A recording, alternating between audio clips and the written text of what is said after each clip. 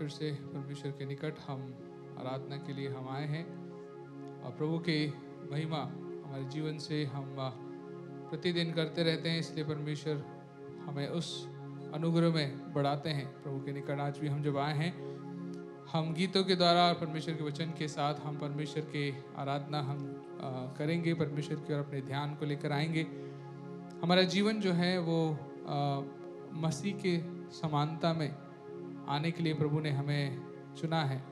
मसीह के समान बनते जाना हमारे जीवन का लक्ष्य है, और इसलिए जब हम मसीह के समान जब बन रहे हैं तो अपने हृदयों को, अपने विचारों को हम उसकी ओर हम लगाए रखें।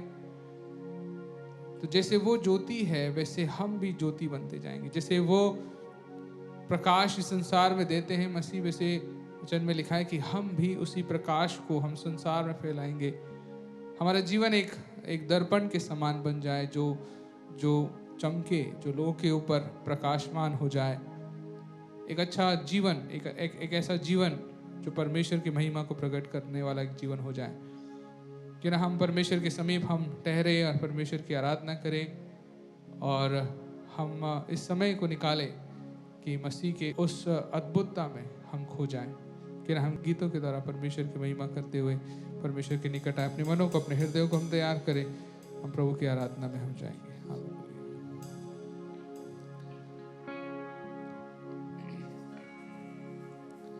भजो नाम, जपो नाम, प्यारा नाम यीशु नाम, चाहे सुबह हो या शाम, चाहे सुबह हो या शाम, यीशु नाम रे।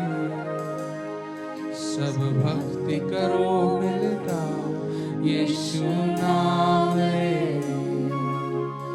सब भक्ति करो मिल गाओ, यीशु नाम रे।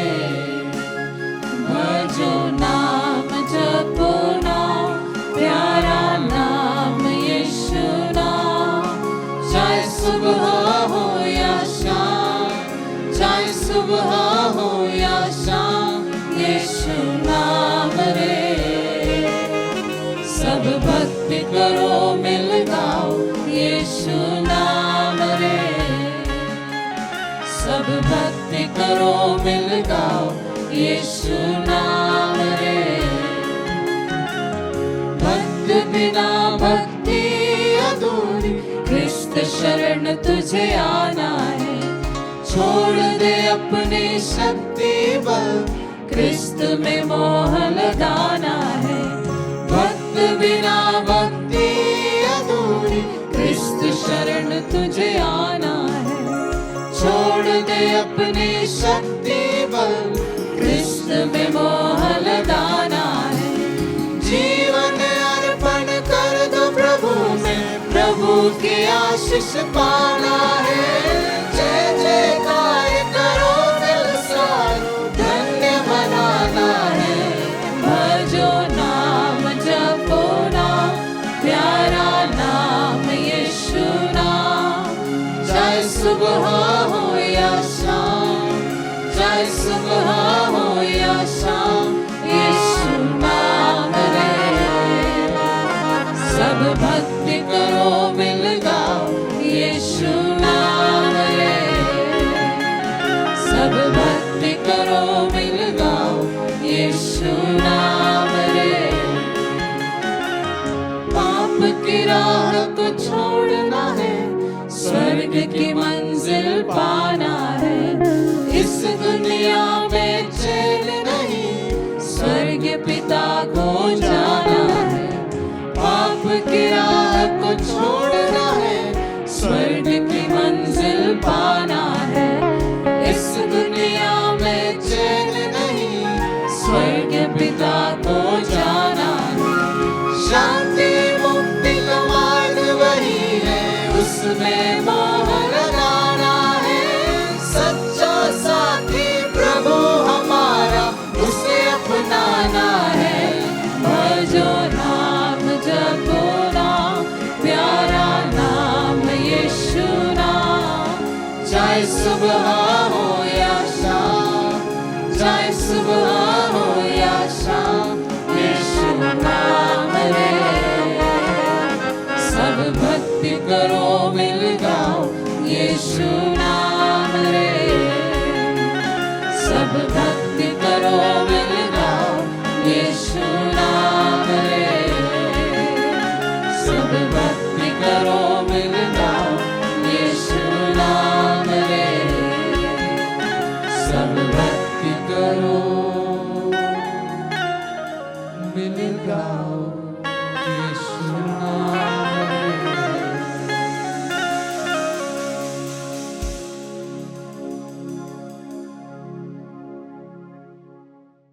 मसीह में मेरे प्यारे भाइयों और बहनों, आप सबों को जल्द आने वाले प्रभु यीशु मसीह के नाम से मेरा मसीही वंदन। बहुत ही अनुग्रहित गीत हम लोग सुन रहे थे। प्रभु की आत्मा हमारे हृदयों को स्पर्श कर रही थी।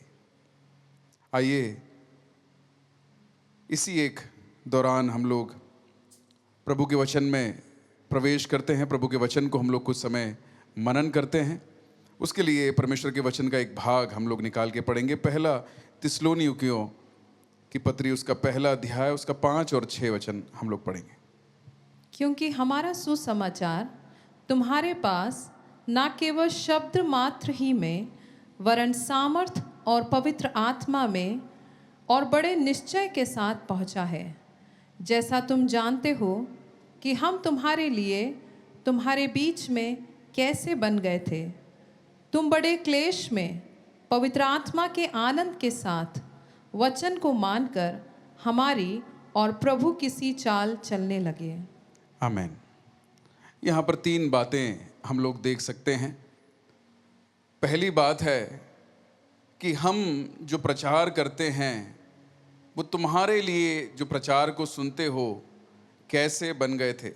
आइडियल प्रीचर्स, अच्छे प्रचार करने वाले कुछ लोग। दूसरी जगह पर तुमने क्लेशों को भी सहकर पवित्र आत्मा में उन प्रचारों को ग्रहण किया और अपने जीवन में उन प्रचारों को लागू किया। अच्छे श्रोतागण, अच्छे विश्वासीगण। और केवल इतना ही काफ़ी नहीं था। उसके शुरुआती भाग में हम लोग पढ़ते हैं कि ये वचन प्रभाव के साथ में तुम्हारे जीवन में कार्य करने के लिए पवित्र आत्मा के द्वारा सामर्थी वचन परमेश्वर ने उसे दिया है। परमेश्वर का हस्तक्षेप इस प्रचार करने में और प्रचार को सुनने में हम लोग यहाँ पर देख सकते हैं। इन टोटल एक बहुत ही अच्छी कलीसिया। एक कलीसिया कैसी? अच्छा श्रोता है, जो अच्छे से सारी बातों को सुनता है। उन बातों को सुनता मात्र नहीं, उसे ग्रहण करता है और उनके ऊपर चलता भी है। दूसरी जगह अच्छा प्रचार करने वाला, जो अपने जीवन में एक नमूना, एक आदर्श रहकर कैसे जीता है और जीने के साथ में परमेश्वर के वचन को बिना मिलावट के साथ में वो प्रस्तुत करता है। और तीसरा, परमेश्वर इन सारी बातों के ऊपर अपनी छवि देने के लिए पवित्र आत्मा के द्वारा सामर्थ्य के साथ में ये वचन कार्यरत हो, इसलिए परमेश्वर की आत्मा भी कार्य करता है। इन टोटल एक अच्छी कलीसिया। हम लोग देखते हैं कि एक अच्छी कलीसिया, एक अच्छी नमूने वाली कलीसिया अच्छी तरीके से चलनी चाहिए। पर कभी कभी इस दुनिया के अंदर रहते हुए चीजें जो हैं वो बदल जाती हैं। We face broken relationship with God. परमेश्वर के साथ में एक रिश्ता टूटा हुआ कभी कभी हमारे जीवनों में हम लोग उसको देखते हैं। कुछ विश्वासियों के जीवन में ऐसा होता है। कभी कभी वो आते हैं और एक पासबान होने के नाते मुझसे बात कर कर ऐसा बोलते हैं कि प्रभु के दास, पहले की तरह हम लोग प्रार्थना नहीं कर पा रहे हैं, पहले की तरह हम लोग परमेश्वर के साथ में समय बिता नहीं पा रहे हैं। हम लोग परमेश्वर के वचन को पहले घंटों पढ़ा किया करते थे, परमेश्वर हमसे वचनों के द्वारा बात किया करते थे, बाकी अभी हम वचनों को पढ़ नहीं पा रहे हैं। प्रचारों को सुनते तो हैं पर हमारा मन इधर उधर भटकता है, हम प्रचारों से कुछ ग्रहण नहीं कर पाते।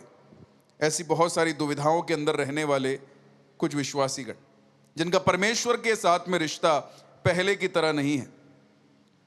दूसरी ओर the broken relationship with human beings, लोगों के साथ में टूटे हुए रिश्ते। ये कैसे होता है? रिश्तों की शुरुआत तो अच्छे से की थी, पर उसने मेरे बारे में कुछ बुरा बोला, उसने मेरे खिलाफ में कुछ बुरा किया, इसलिए मैं उसके साथ में पहले की तरह रह नहीं पाता। विश्वासी भी कभी कभी आपस में एक दूसरे से नाराज रहते हैं। साथ में कलीसिया में आते हैं, साथ में वचन सुनते हैं, सब कुछ साथ में है, पर मन कहीं ना कहीं बहुत दूर है, एक दूसरों से बातें नहीं कर पाते हैं। परिवार के अंदर भी कभी कभी ऐसा होता है, दिनों तक बात नहीं करने वाले परिवार मैंने देखे हैं। हाउ दीज थिंग्स हैपन, ये अवस्थाएं हमारे जीवन में कैसे आती हैं? बड़े गौर से सुनिए। शैतान इन परमेश्वर के वचनों के बीच में अपने कुछ बीज वो बोने की कोशिश करता है।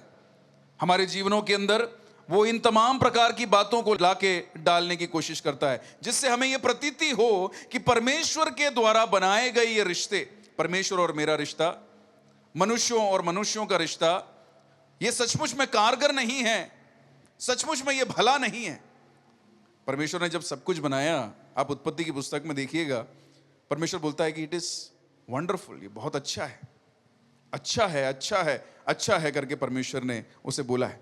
वैसे ही परमेश्वर ने हमारे जीवन में जो भी बनाया है वो सब कुछ बहुत अच्छा है।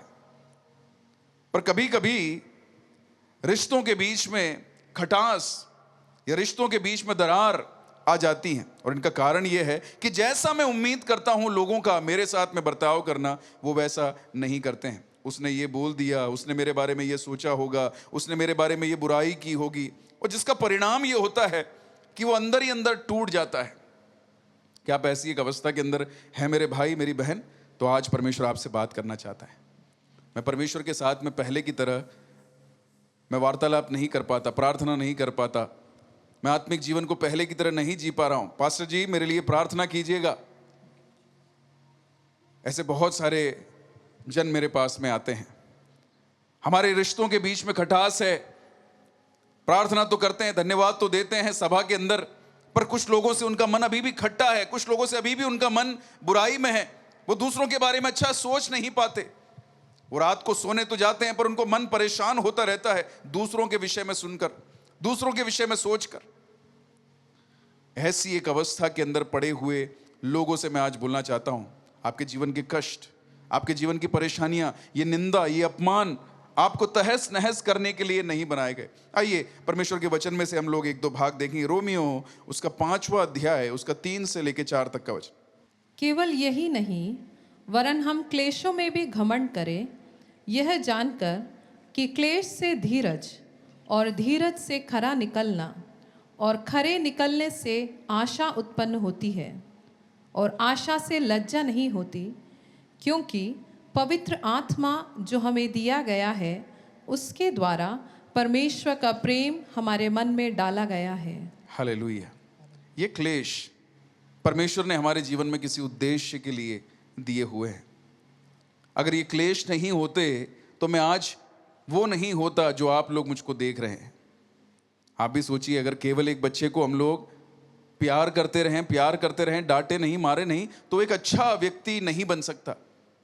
जैसे एक माँ ताड़ना देती है, जैसे एक पिता ताड़ना देता है, वैसे ही कभी कभी प्रभु भी हमारे जीवन में इन क्लेशों को आने देते हैं, इन मुश्किलों को आने देते हैं, ताकि हम लोग सोने की तरह खरे बन जाएं, इस आग में तपकर हम लोग खरे बन जाएं।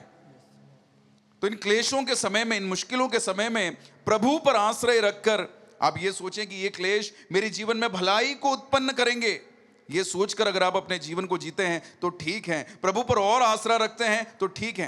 पर कहीं ना कहीं अगर ये क्लेश आपके जीवन में अत्यधिक प्रभाव डालने लग जाते हैं, क्लेश आपके जीवन में ऊंचा दर्जा पाने लग जाते हैं, तो आपका मन टूट जाता है। फिर क्लेश के रास्तों से आप बैर करने लग जाते हो। मैं चर्च में जाता हूं पर मेरे जीवन में कोई फायदा नहीं हो रहा, मैं उनके साथ में मैंने रिश्ता रखा पर मुझको कुछ फायदा नहीं हो रहा, वो लोग मेरे बारे में बुरा बोलते हैं, बुरा सोचते हैं, बुरा करते हैं, तो अब मैं भी क्या करूंगा? मैं भी बुरा सोचूंगा, मैं भी बुरा बोलूंगा, मैं भी बुरा करूंगा। You and up into A negative situation my brother. आप एक बहुत नकारात्मक परिस्थिति के अंदर प्रवेश कर जाते हैं। मन के अंदर ऐसे विचार आने लग जाते हैं जो आपके जीवन के लिए अच्छे नहीं हैं। क्रोध, विरोध, ईर्ष्या, बैर भाव, लड़ाई झगड़ा मनुष्य और मनुष्य को आपस में दूर कर देता है। ये कभी भी मनुष्य के लिए अच्छा नहीं है। पर वो जीवन के अंदर प्रवेश कर जाते हैं। प्रभु के वचन के साथ में शैतान के ये बीज भी जीवन के अंदर प्रवेश कर जाते हैं। मेरा मन प्रभु को धन्यवाद देने के लिए बना गया है, मेरा मन प्रभु के उद्देश्य को पूरा करने के लिए बना गया है, उन रिश्तों को निभाने के लिए बना गया है। मैं आपसे एक क्वेश्चन पूछना चाहूंगा, आप इस दुनिया के अंदर कितने लोगों को जानते हैं? एवरेज एक व्यक्ति के जीवन में देखें तो बहुत ही ज्यादा अगर प्रतिष्ठित व्यक्ति है वो 500 या 1000 लोगों को जानता होगा। हो सकता है 10,000 लोग उसको जानते हों, पर वो व्यक्तिगत तौर पर 500 को या 1000 को जानता होगा। पर इन 500,000 के अंदर ही आपके शत्रु हैं, आपके बैरी हैं, ऐसे लोग हैं जो आपको बिल्कुल पसंद नहीं हैं। दुनिया में करोड़ों करोड़ों करोड़ों लोग हैं, फिर भी आपको जो सर्कल दिया हुआ है उसके अंदर क्रोध, विरोध, ईर्ष्या, बैर भाव वो घूमने लग जाता है, आप लोगों से दूर दूर कटने लग जाते हैं। और ये सिचुएशन शैतान के द्वारा लाई गई। कभी मत बोलना कि मेरे परमेश्वर ने ये सिचुएशन मेरे जीवन में लाई है। पति पत्नी जब आपस में बात ना करें तो ऐसा मत बोलना कि परमेश्वर ने ये सिचुएशन मेरे जीवन में लाई है, मेरी पत्नी के कारण हो रहा है, मेरे पति के कारण हो रहा है। हालेलुया, मैं बैर करूंगा, मैं उनसे घृणा करूंगा, मैं उनसे बात नहीं करूंगा। आपको वो लोग इसलिए दिए गए हैं ताकि आप मसीह का स्वभाव उनके सामने प्रकट कर पाएं, ताकि आप परमेश्वर का प्रेम उनके सामने प्रकट कर पाएं। कभी भी उनसे घृणा मत करना। तो मनुष्य एक ऐसी सिचुएशन के अंदर आ जाता है जब वो पूरी तरह से जो है परमेश्वर से प्रेम करने से वंचित हो जाता है, दूर हो जाता है, मनुष्यों से प्रेम करने से वंचित हो जाता है, दूर हो जाता है। पर पौलुस बोलता है मैं तुम्हारे सामने एक अच्छा नमूना बनकर जीना चाहता हूं। पहला पत्रस उसके 5वें अध्याय में 3 वचन में ऐसा लिखा हुआ है कि तुम जो तुमको सौंपे गए उनके ऊपर अधिकार न जताना, पर तुम उनके लिए आदर्श बनना। पौलुस बोलता है मैं कैसा आदर्शी जीवन में जीता हूं। आइए हम लोग देखेंगे फिलिपियों की पत्री उसका 4था अध्याय उसका 8 और 9 वचन हम लोग देखेंगे। इसलिए हे भाइयों, जो बातें सत्य हैं और जो बातें आदरणीय हैं और जो बातें उचित हैं और जो बातें पवित्र हैं और जो बातें सुहावनी हैं और जो बातें मन भावनी हैं, अर्थात जो भी सद्गुण और प्रशंसा की बातें हैं उन पर ध्यान लगाया करो। जो बातें तुमने मुझसे सीखी और ग्रहण की और सुनी और मुझ में देखी उन्हीं का पालन किया करो। तब परमेश्वर जो शांति का सोता है तुम्हारे साथ रहेगा। परमेश्वर तुम्हारे साथ में रहना चाहता है, इसलिए वो बातें जो मनभावनी हैं, सुहावनी हैं, जो अच्छी हैं, जो ग्रहण योग्य हैं, तुम उन्हें किया करो। जो बातें तुमने मुझ में देखी है। A good preacher always says I have not just preached before you, I have also lived what I have preached. मैंने केवल तुम्हारे सामने प्रचार नहीं किया, मैंने वो जो कुछ भी प्रचार किया है उसको तुम्हारे सामने जी के भी बताया है। एक प्रचारक का काम, एक पास्टर का काम बहुत आसान काम नहीं होता है। क्लेशों को सहकर, कष्टों को सहकर, पौलुस बोलता है कि बहुत सारी पीड़ाएं मेरे जीवन में तो आई, पर प्रभु बोलता है कि मेरा अनुग्रह तेरे लिए काफी है। इन कष्टों को सहकर, इन मुसीबतों को भी सहकर मैंने एक अच्छा नमूना तुम्हारे सामने रखा है। वो ग्रहण योग्य हैं, वो आदर के योग्य हैं जो आपसे प्रचार करते हैं, वो आदर के योग्य हैं जो आपको सिखाते हैं, वो आदर के योग्य हैं जो आपको अच्छा रास्ता दिखाते हैं। हमारे प्रभु यीशु मसीह के पद चिन्हों के पीछे चलकर वो अपने काम को बखूबी निभाने वाले वो लोग आदर के योग्य हैं। पर ये सब कुछ प्रभु क्यों करता है? प्रभु ने ये वचन हमें क्यों दिए? प्रभु ने प्रचारकों के द्वारा परमेश्वर के वचन क्यों दिए? पवित्र आत्मा उनके द्वारा हमसे बातें क्यों करती है? ताकि मैं फिर से वैसा ना रहूं। मैं सुनता तो हूं पर क्रोध से अगर बाहर नहीं आता तो मेरा सुनना व्यर्थ है। मैं सुनता हूं पर अगर हालेलुया ईर्ष्या से बाहर नहीं आ पाता तो मेरा सुनना व्यर्थ है। क्या हम अपने आप को परमेश्वर के सामने समर्पित कर सकते हैं? God has a bigger plan for you. परमेश्वर को आपके बारे में एक बड़ा उद्देश्य है। एक ज्योति के समान चमकाने के लिए, एक ज्योति के समान चमकाने के लिए, एक नमक के समान दुनिया में स्वाद फैलाने के लिए मेरे परमेश्वर ने उन 500 लोगों के बीच में, उन 1000 लोगों के बीच में, अगर आप ज्यादा व्यस्त नहीं रहते, वो 50-100 लोगों के बीच में ज्योति फैलाने के लिए मेरे परमेश्वर ने आपको चुना है। And you will be a source of light, और आप जरूर एक ज्योति का स्रोत बनेंगे। मुझको सुनने वाले मेरे भाई बहन, क्या तू तेरी आत्मिक जिंदगी में वापस से खड़ा होना चाहता है? क्या लोगों के साथ के तेरे रिश्ते में तू वापस से उस आनंद को महसूस करना चाहता है? मेरा आनंद कहीं खो गया है, लोगों के रिश्तों में मेरा आनंद कहीं खो गया है। क्या परमेश्वर से तुम उस आनंद को दोबारा प्राप्त करना चाहते हो? क्या तुम परमेश्वर के साथ की वो प्रार्थना, वो परमेश्वर के साथ की आराधना, परमेश्वर के साथ में लगे रहने के उस आनंद को दोबारा प्राप्त करना चाहते हो? ये शैतान राह को मोड़कर गलत रास्तों में तुम्हें जब ले जा रहा है, गलत चाल चलों में तुम्हें जब ले जा रहा है, गलत बातचीतों के अंदर तुम्हें फंसा रहा है, उन बातों के अंदर ही घूमते रहना चाहते हो? अगर आप बाहर आना चाहते हो तो आज प्रभु ने ये संदेश हालेलुया मुझको तुम्हारे लिए दिया है कि एक और बार हम लोग अपने आप को समर्पित करेंगे, अपने हृदयों को क्या हम लोग समर्पित करेंगे? कहेंगे प्रभु, तो I had a broken relationship with you, मेरा तुझसे रिश्ता टूटा हुआ जरूर था, पर मैं उसको ऐसा रहने देना नहीं चाहता। आपके समर्पण को प्रभु देखता है, उस आनंद को दोबारा, वो शांति का राजकुमार आपके साथ में रहना चाहता है, वो आपके परिवार में रहना चाहता है, आपके जीवन में रहना चाहता है, वो आपसे कभी भी विमुख नहीं रहना चाहता। बस हाजिर ऐसे बन गए, ऐसे बन गए।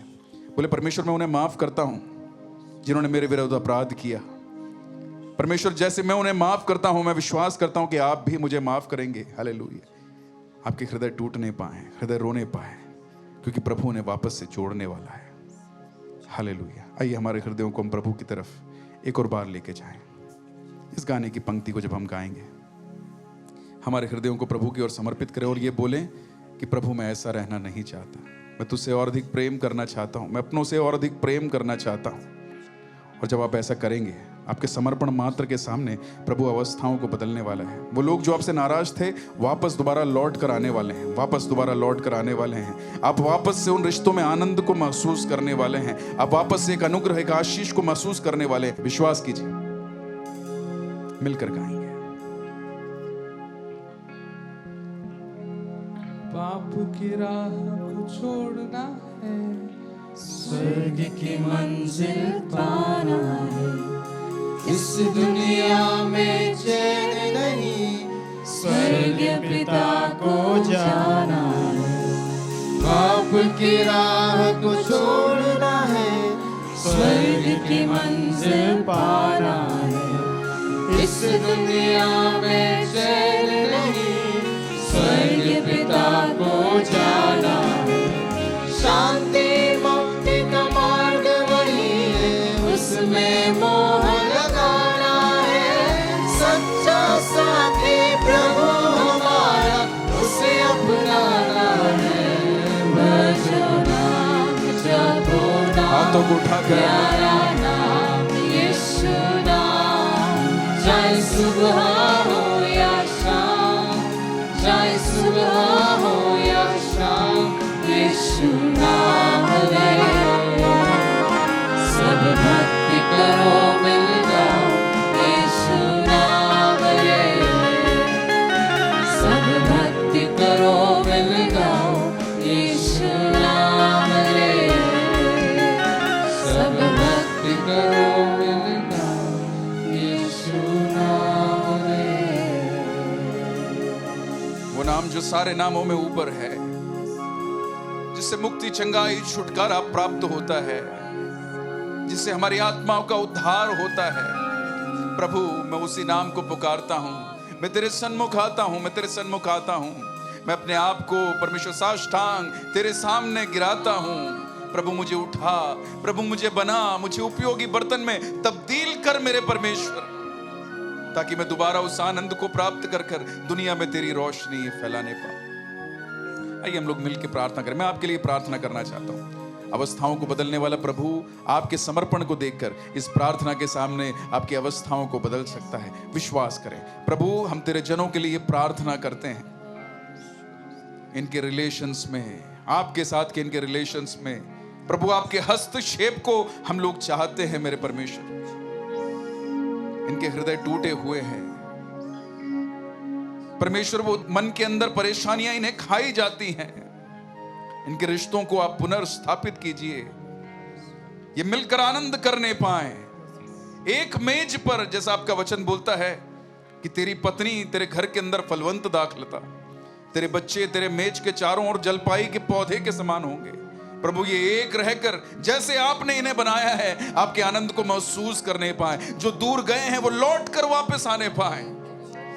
प्रभु की आत्मा मुझे बोलती है कि जो दूर चले गए हैं प्रभु ने दोबारा लौटा के वापस लाने वाला है। तेरे समर्पण के सामने प्रभु एक आश्चर्य कर्म करने वाला है। प्रभु आप ऐसे करने वाले हैं, हम आपको धन्यवाद देते हैं। आपने हमारी प्रार्थनाओं को सुना, हम आपको धन्यवाद देते हैं मेरे प्रभु। प्रार्थना प्रभु यीशु के नाम से हम मांगते हैं, आमीन। प्रभु आपसे प्रेम करते हैं, वो आपके कभी भी विमुख नहीं रहते, उसे सदा प्रसन्न कर कर अपने जीवन को जिए। प्रभु आपको आशीष दे। सबको जय मसीह की।